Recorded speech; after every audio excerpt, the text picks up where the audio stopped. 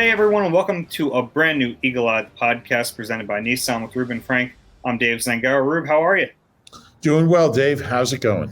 Going well. How was the rest of your birthday? Was it good? It was the best birthday ever. I got some great presents. You're going to really get presents at a certain point in your life.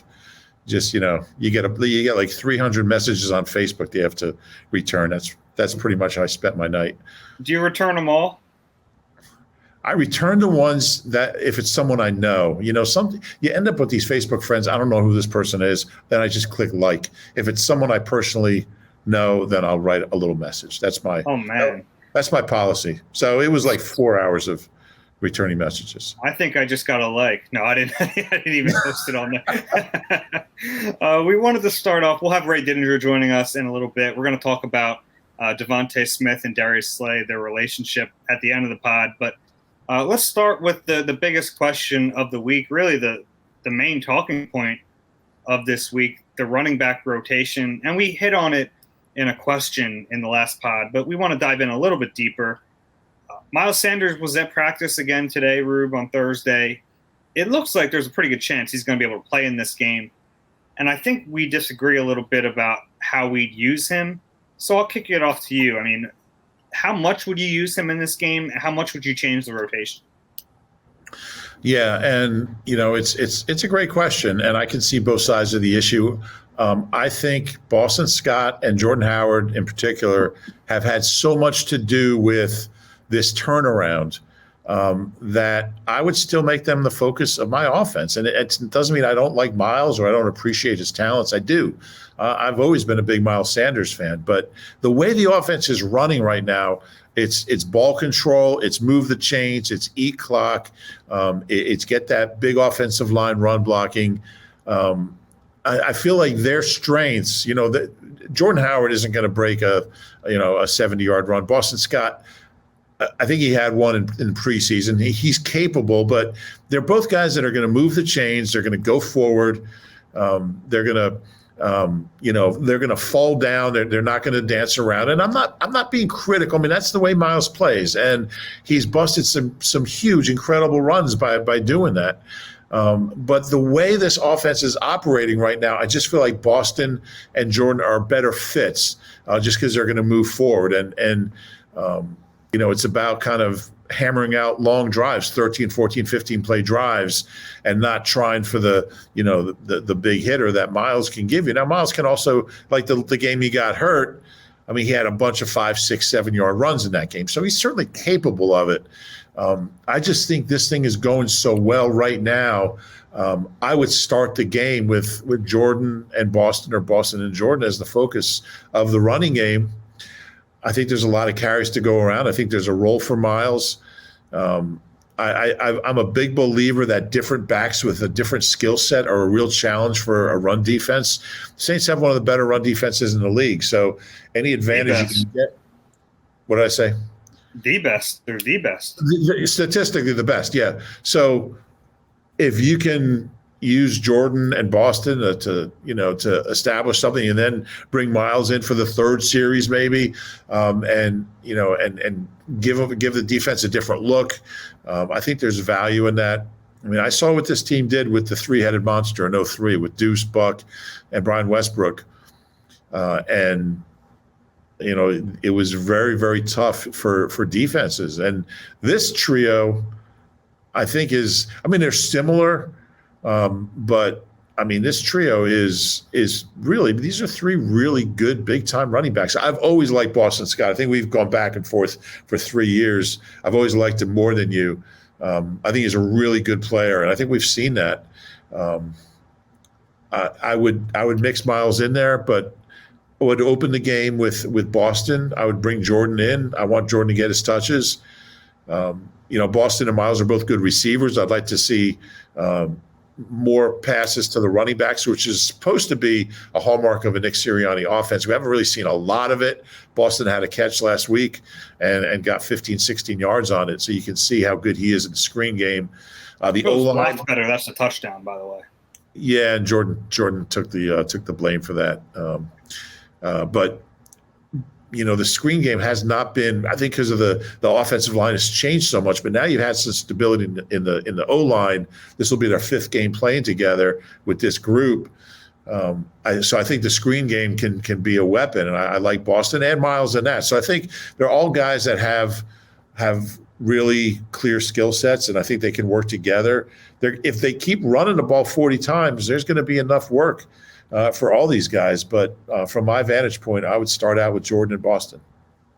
Yeah, what did you make of Nick Sirianni saying, when Miles is healthy, he's our starter, but then he qualified it after that. But there are other circumstances and situations, and we'll see how it goes.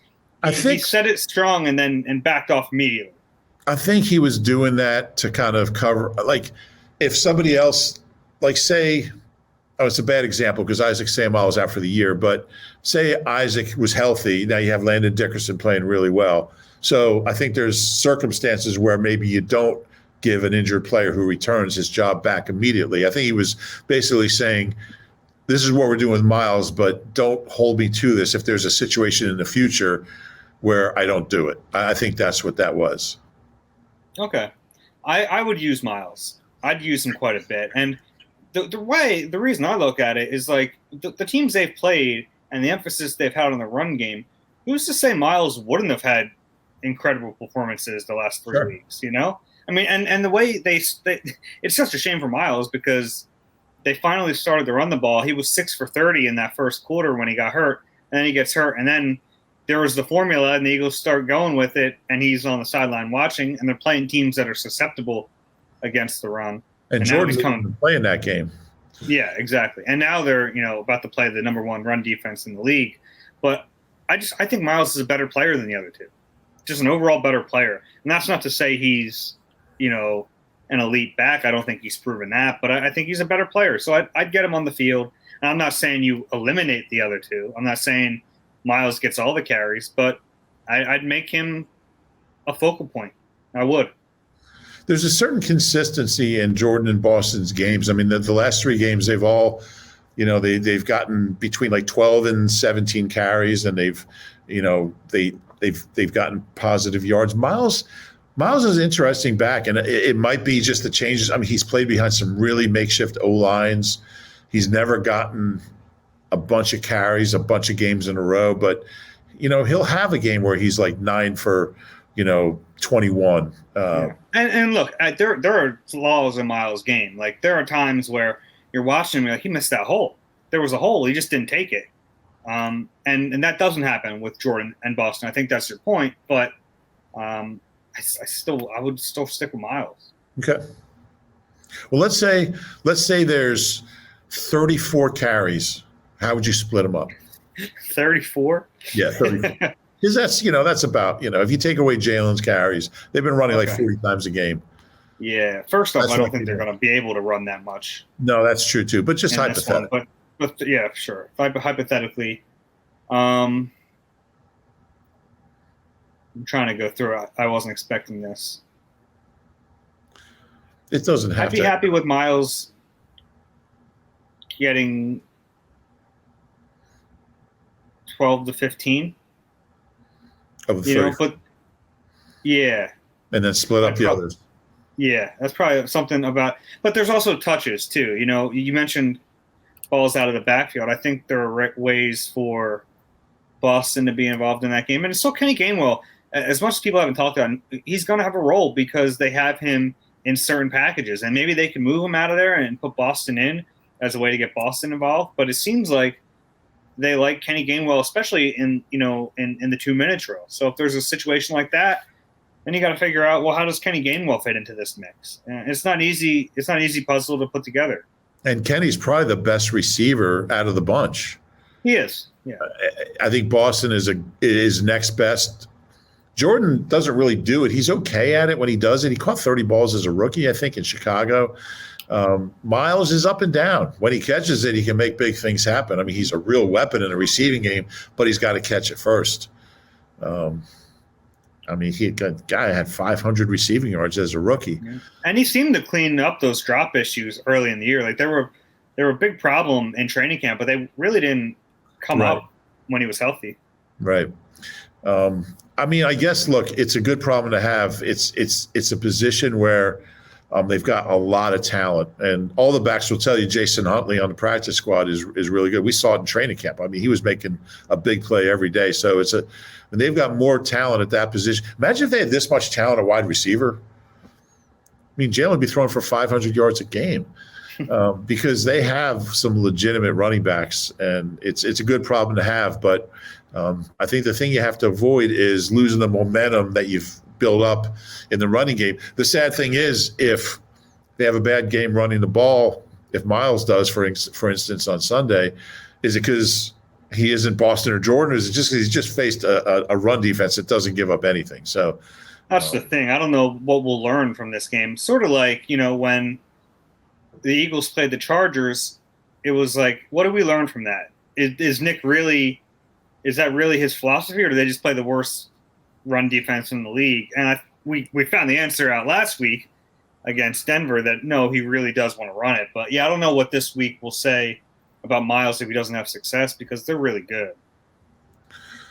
Yeah, or maybe Nick will just run it 3 times to avoid answering the question. Score big with the AAA Eagles MVP membership, along with superb roadside assistance and discounts you've come to expect from AAA. Get exclusive Eagles-related perks. For details, visit AAA.com/Eagles. Joining us now on the Eagle Eye podcast, as he does every week, Ray Didinger. Ray, how are you? Good, David. How you doing? We're doing well. It was a fun game last Sunday for the Eagles, and I want to start looking back at that game. I want to start first with Jalen Hurts, because Reuben and I talked about it on our last pod, but that's as good as we've seen him play. What were your impressions of him? The best game so far, I thought. I agree with you guys. In terms of playing the quarterback position, not just making plays, running around and doing things, but I mean, playing like a true quarterback. Running the ball, which we know he can do. But I thought he threw the ball better and just functioned within the pocket really well. He just looked real comfortable. And I think with each week now, and we've had 3 weeks where the running game has really been good, I think it's helped Jalen Hurts. I think he's just kind of settled in now, and he doesn't feel like he has to make every play himself. I mean, he's got the lines playing well, the backs are running well, and he's playing within a comfort zone, the likes of which I don't think we've seen so far, and he's making the most of it. But, we've said this a couple times now, and it's true again this week. This is going to be the best defense he's faced, and this will be a real test. I mean, how could the running game not help him? And not only that, they didn't go from an average running team to running it 40 times a game. They went from running it 3 times a game to running it 40 times a game.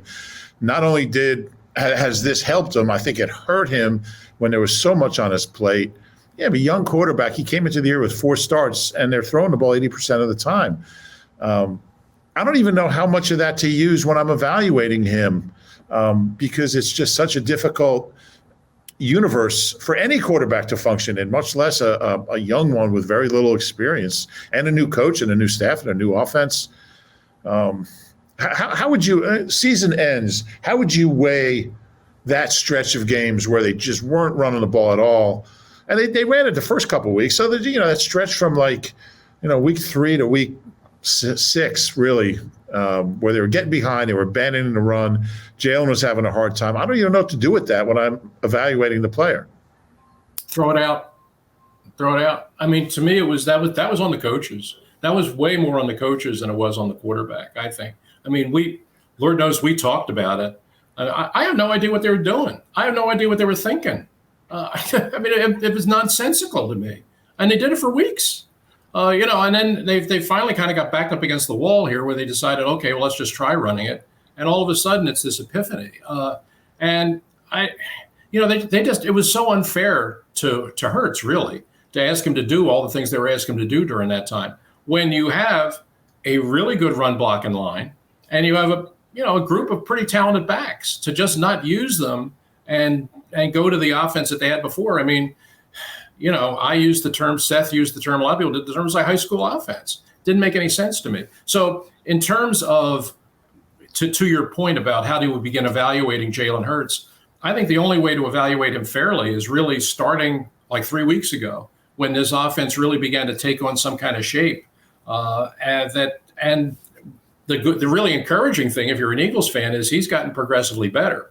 But this, and I mean, I don't know how you guys are viewing this, but the way I'm viewing this is this game against the Saints. Well, to me, it's their biggest game of the season to this point for sure. And I'm going to be really curious to see how the coaches coach it, because we all know, or at least at this point, I certainly suspect, they're not just going to run over the New Orleans Saints, not this defense. I mean, they're going to come out and they're going to try and run the ball early, probably. And I'm just afraid that if in the first quarter, the first 8 carries get them 6 yards, are they going to stay with it? Or are they just going to get away from it and start throwing the ball all over the place again? Because this is a game where you're going to have to take your yards where you can get them. You're going to have to fight for every one. And it's not going to be easy, as easy as it's been running the ball the last few weeks. They're going up against a really good run defense. But I think one of the keys to winning this game, if they're going to win it, is they have to be patient enough to stay with that running game and let it really take effect. Because I think it can, but they have to stay with it to see if that'll happen. If it's not working early, they ain't getting to 8 carries in the first quarter. I got news for you. They're not going to get. By the way, you mentioned Seth. I believe today's his birthday. So that's correct. It is his birthday. Happy birthday. Happy birthday, number 59. Yeah, number 59. Ray, you brought up the run game and how they have a few good backs. They might have another one this week. Miles Sanders is back at practice. He might get activated. So let's say you're now Nick Sirianni, and you're looking at your stable of running backs. How do you divvy it up? Well, Nick sort of has indicated that Miles might be the lead guy. I wouldn't go there. I think they got a really good thing going with Howard and with Scott. And look, Miles Sanders is a really talented back, and we've seen him do some really cool things. And if you're talking about, a home run hitter, he's probably it. I mean, he's more capable of breaking the 60, 70 yarder than the other guys. But I wouldn't break up the combination they've got right now. I really wouldn't. I'm with you, Ray. Partly because it's working, but that's reason number one. But the other part of it is I just don't know. When you look at the Saints lead the NFL in tackles for losses, tackles behind the line of scrimmage.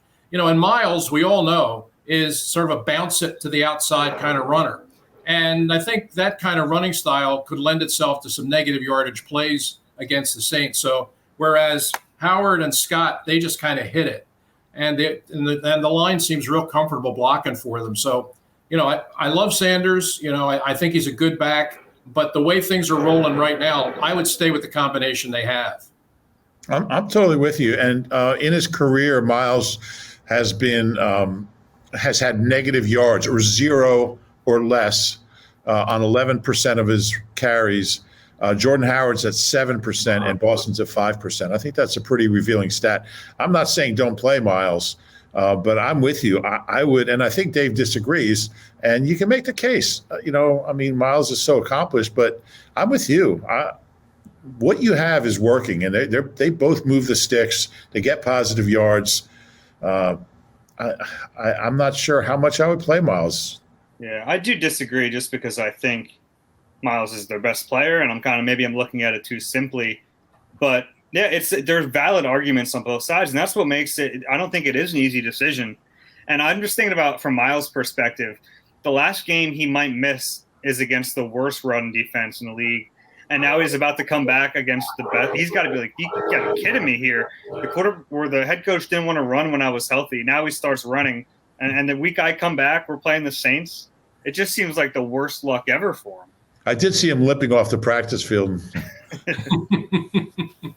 Yeah, I don't think it's an easy decision. And I agree with you, Dave. I think you could argue both sides of it. But I've always been a guy that if it's working, it's working. And this is not to say that Miles won't get his opportunity. This is not to say that, he's out of the picture. But, he's been off the field for a while now. And there's going to be a certain amount of rust. And I know, listen, when they played the Saints last year, Sanders had 115 yards. So he's had some success against them. But right now, I just think you have a power running game that's really working for you. And the offensive linemen, the timing between the offensive linemen and these two backs is really good. I mean, this offensive line, they know where Howard is going to be. They know where Scott is going to be. And they're real comfortable blocking for him. Right now, they're the best run blocking line in the NFL. I mean, I was looking at a lot of stuff this week, and I'm convinced this is the best run blocking line in the league right at this moment. But part of it is because I think there's a real sense of timing and confidence and comfort between the guys up front and the guys in the back. Miles is a different kind of back. You know, he's not a guy that's a straight line guy. I mean, he can spin things outside. He can make, and sometimes it results in big plays. But for the offensive lineman, I think it's going to change the dynamic from the line of scrimmage to the backfield if you give it to him, because he's not the same kind of runner as the other two guys. I think what you got is working. I would stay with it. Yeah, but both fair arguments to be made. I wanted to ask you real quick before we get super into the Saints game. DeVonta Smith coming off a really nice performance. Overall, how impressed have you been with how he's performed so far? I've been impressed with DeVonta Smith forever. I mean, I when I saw him play at Alabama, I thought he was great. And I haven't been this excited about an Eagles draft choice in a very long time. I was really excited on draft night when things kind of fell the way they fell and the Eagles were able to trade up and get him. Because I really think I really said that night, and I still feel he's a star. You know, he really is. I mean, he's not quite there yet, but you can see it coming. He's special. And with each week, he's gotten more and more comfortable, and Hurts has gotten more comfortable. And I thought last week the first touchdown pass was a really good indication of that. You know, that's a play where he's not open. I mean, Surtain is right there on his hip. But Jalen Hurts had the confidence that he's looking down the field and he's saying, you know, I'm just going to lay it up there and let my guy go make a play. You know, and that's how really good quarterbacks treat great receivers. They don't always have to be open. Just give them the chance to go make the play. And he did. And, you know, and Smith makes the catch against a really good defender in Pat Surtain. I think it's just going to be just another step in the growth process with this guy. I think he's he's already a star, and I think he's on his way to being an even bigger star. Ray, I want to bounce this off you. Maybe I'm crazy, but Mike Quick and DeVonta are very different. They have different builds. Mike was a little taller. He was bigger. He wasn't, slender. He was a skinny guy, but he was kind of built. But as far as their body control, the smoothness and grace they play with, the hands, the ability to make plays on the sideline, which I think Mike was the best I've ever seen at making plays on the sideline. There's some similarities there to me. They also might be the last two good receivers they've drafted. No, I'm kidding. But DeVonta does, maybe not in stature, but in the way he plays the game. They're both very serious, team-oriented guys. To me, there's a similarity there. I would agree with that. To me, DeVonta's greatest asset is his pattern running. He is really good, and that's been true even back to Alabama. I mean, there aren't a whole lot of college receivers that are as polished at the collegiate level as he was. And that was the reason I was so excited about the Eagles getting him, because he came to the NFL as an NFL receiver. He really was the day he showed up. I mean, he didn't have a whole heck of a lot to learn. He just has a natural feel for the game. He has a natural feel for the ability to separate. I remember the description that Peyton Manning had of Marvin Harrison, when he said that some guys run, but Marvin is like he's on roller skates, that he has that same kind of movement. And that's kind of, you see the same thing with DeVonta Smith. He's just so smooth in and out of his breaks, and he runs the patterns exactly as they're drawn. And a quarterback can have tremendous confidence because you know exactly where he's going to be. He's going to be there exactly when he's supposed to be there, and he's going to come down with the ball. And I just think the relationship between those two guys, Hurts and Smith, is only going to continue to grow week by week. Yeah, it's been fun to watch. So as we look ahead to the Saints game, Ray, if you're the Eagles, what do you try to do in this game, and what are going to be some of the keys for them? I think an awful lot of it revolves around Alvin Kamara. is his health, his availability. I know that he practiced on what they call limited basis yesterday, whatever that means. I think as big as this game is for the Eagles, it might even be bigger for the Saints, because you look at where they are right now. I mean, they're coming off 2 really brutal losses, and the next 2 weeks they're looking at playing Buffalo and the Cowboys. So if you're looking at this game from a Saints perspective, I mean, they're looking at this as we have to win this game. We cannot lose this game. And so they're going to give you your best shot, which I think means that even if Alvin Kamara isn't 100%, he's going to play Sunday. I would be shocked if he didn't. The question is, how close to 100% or not close to 100% is he going to be? Because he's really the key to their offense. With no Breeze, no Michael Thomas, I mean, he's really their big playmaker. And if they don't have him, then their offense is going to struggle, I think.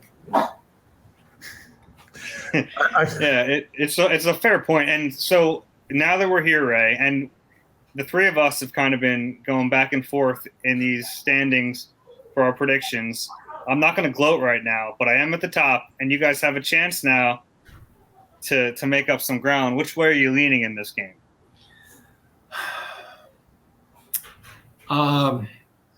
Ray's going Saints. When Ray doesn't answer immediately, that means he's not picking the Eagles. Reuben, you know me very well. I actually, but on this time you're wrong. I am taking the Eagles. I really am. The Saints have some issues. I mean, Kamara, if he does play, he's not going to be 100% healthy. Simeon, to me, is just a very pedestrian quarterback, not all that unlike Teddy Bridgewater. They have injuries on the offensive line. Their defense is their defense, and their defense is really good. I see a low-scoring game, but I don't see the Saints making a whole lot of plays here. And I have to think the Eagles are going to win a home game at some point. And I just like the way they're trending. I really do. I like the way they're playing. I thought they played a terrific game last week. They're coming into this with a lot of momentum. And if the coaches can just stick with what's working here, if they can just trust their running game, I think they can win a low-scoring game here. So I'm saying the Eagles 21-17. Wow. I'm surprised. You have a chance here to make some ground up on me. I'm picking the Saints in this game. I just have to go with my gut. And it's a tough one. The Trevor Siemian thing is what makes it tough for me, because I don't have a lot of faith in him. And I do think the Eagles can beat pedestrian quarterbacks, like you said, but that defense is so good. I have a hard time believing the Eagles are going to run against them. That's been their formula. So I'm going with the Saints this week. How about you, Rube? I didn't know I was going to have to give my pick. You don't have to. You don't have to give your pick. But you don't have to. I'm leaning Saints for the reasons you just said. Simeon's been pretty efficient. I don't think he's thrown an interception yet. He's not.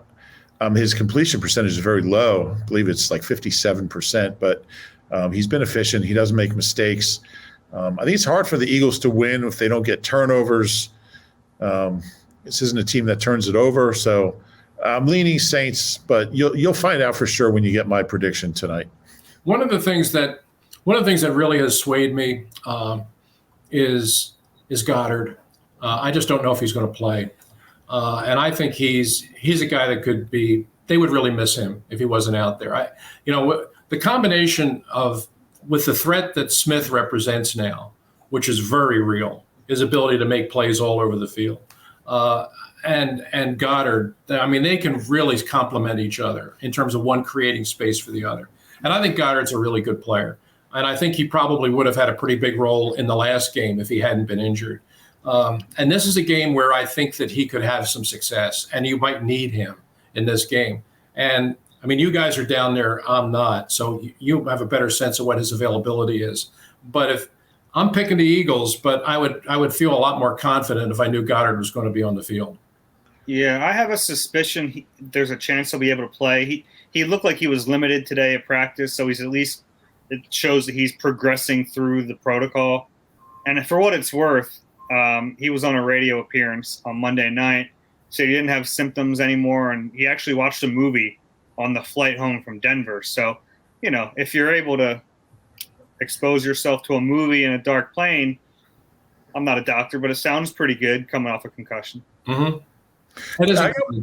I'm sorry. I got one more thing for you, Ray. I know we're running out of time, but talk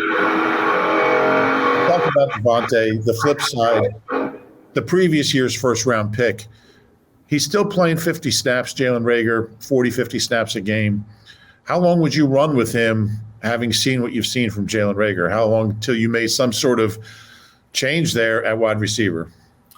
I want to see more Watkins. I think if it comes down to snaps, if they're going with just 2 wide receivers, I would certainly play Watkins ahead of Reagor.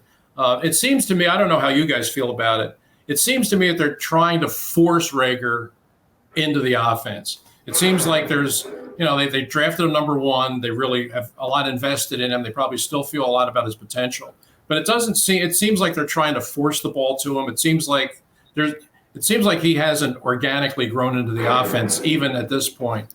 I'm trying to separate my own bias because I didn't like the pick when they made it, and I will admit that's still in my thinking. I didn't think he was a first-round pick when they made it. I still don't think he is. If you're in a situation now where you're trying to game plan to put your best players on the field, to give the guys that you feel like give you the quote-unquote best chance to win, he wouldn't be one of them. I would go with Smith and Watkins ahead of him for sure. Yeah, it's fair, and it does feel like they're trying to force it to him, and it just hasn't worked. All right, Ray. I would sooner play Ward. If you're going to go with 3, if you're going to go 3 wide, I'd put Ward in the slot. At least I know he understands the game. He runs good routes and he'll catch the ball. If I had to go to a third receiver, it would be Ward ahead of Reagor. Oof. Tough times. All right, Ray. Thanks so much. We will talk to you next week. All right. Look forward to it. See you Sunday, guys. All right, Ray.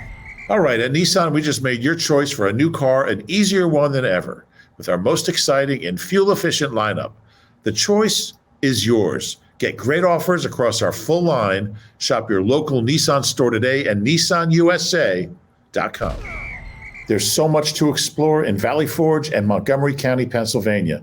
Montgomery County is composed of charming towns and main streets, each with its own personality, style, and unique vibe. Whether you're looking to get away with your family or enjoy a special trip with friends, leave behind the stress of planning and use our guide to find some of the most amazing things to do. Explore which town and main street suits you the best, or visit them all. Visit makeitmainstreet.com to plan your getaway today. That's makeitmainstreet.com to plan your Montgomery County getaway. Always enjoy talking to Ray. Interesting standing talk there. He's going to have a chance to get back on top. Yeah, I'm just trying to take it one game at a time and let the chips fall where they may. Yeah, and that's the funny thing about predictions is we've talked about this before, but you got to go with your gut, because if you go against your gut and you get it wrong, you feel like an idiot. So.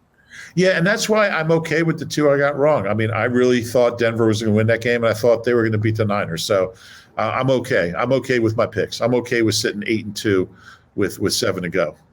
It's actually been a much easier. Last season was a miserable picking season for everyone. I didn't have any. Thinking they were about to turn it around, and they never did. Well, that was the thing. They had the previous 2 seasons. They did turn it around. So you're thinking eventually they're going to turn it on, and then they didn't. We looked stupid. So we got so many of them wrong. The last thing I wanted to talk about with you was we talked with Ray about DeVonta Smith, but it's been really fun watching him and Darius Slay interact. This is, a rookie in DeVonta and a 10-year vet with Slay, been in the league a long time, but they've really forged a pretty strong connection dating back to training camp even. And I think it's helping them both. I really do. Sometimes some of this stuff sounds hokey, but I think they're both getting a lot out of this relationship. Yeah, anytime. And it's been – look, I think you hear a lot of young players talk about how they look up to an older teammate, a veteran teammate, usually at their own position, but sometimes a guy that they play against in practice. But to hear a guy like Slay, who's 30, talk about DeVonta, who's 23 in his rookie year, and he's played 10 NFL games, it's really remarkable. And Slay is – I love Slay, man. He's just so much fun to talk to and to listen to. He's funny as hell, but he's also really insightful. And to hear him talk about how much he's gotten out of that relationship on the practice field and how much better DeVonta has made him as a quarterback, it's really pretty cool. I mean, you're talking about a kid who just started his NFL career. He played 10 games. And to hear Slay talk about him it's really special. And, DeVonta, it doesn't surprise you when he talks about how much he gets out of it, but it's certainly making them both better. They're both having really good years at positions where the Eagles have not had guys have good years recently. So it was fun watching them in training camp, and we don't get to see their real work against each other now, but it's definitely helping both of them. Yeah, apparently every Thursday after practice, the two of them stay out in the practice field and talk. Sometimes it's about specific details in the game. Sometimes they just chat, but another aspect of it, and it's one that I thought about a while back, was DeVonta's a pretty shy kid for the most part. Like he's just that. Slay's not shy, by the way. Huh? Slay is not shy. Yeah, Slay is definitely not shy. But I think that helps. Like I think having someone like Slay be around you naturally makes you loosen up, because he almost forces you to, because he's just so outgoing and so loose all the time. So I think it's helped DeVonta on the field, but also like immerse himself and integrate into that locker room, because I don't think that's something that comes naturally for him. And he's said it before, but he's done that a lot quicker in Philadelphia than he did when he got to Alabama. Yeah, I think it's a great point. And I think that's important. He talked about it himself, how he's kind of coming out of his shell. And we actually see him smile a few times in his press conferences now. And, when it hasn't been all that long since they drafted him. But there were a lot of one-word answers and two-word answers. I mean, he's opened up to us as well. So if he's opening up to the media and smiling and engaging and, giving more detailed, full answers, then how he is in the locker room and on the practice field. And we see some of the snippets from games. The Eagles will release some mic'd up segments, and he's fun. He's fun to listen to. He's talkative out there, and he's actually chats quite a bit. Like, it's funny to see him in that setting, because if you meet him on the street, you're probably not going to get much out of him. But then you watch him on the football field, and he's like Chatty Cathy out there. Chatty who? Chatty Cathy. Chatty Cathy? Never heard that expression? No, I'm glad I hadn't either. I think that's a pretty standard expression. Chatty Cathy. Yeah. Okay, well, you can keep using it. I'm not going to stop you. It's a popular expression. I'm just going to not use it. And I'll probably look at you askance when you use it. But I don't remember what I was going to say. But Slay is such a good teammate. I think there's a lot of veterans that wouldn't be so open about, hey, this 23-year-old kid, this rookie, is helping me. I've made a Pro Bowl or 2 Pro Bowls. I've led the league in picks. He's making me better. And it's cool to hear. I think I want to put out a poll on Twitter and ask people if they've heard of Chatty Cathy. You do that. We'll have the results on the next pod. That's how you get the people coming back for more, Rube. That's little tease like that. We'll get our analytics. Our next pod will be like 0 downloads. You got anything else before we wrap this up? No, looking forward to the game. Very excited. It's going to be a fun one.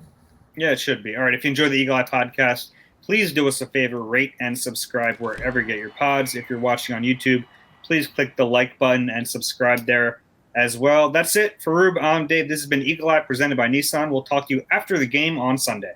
Chatty Cathy.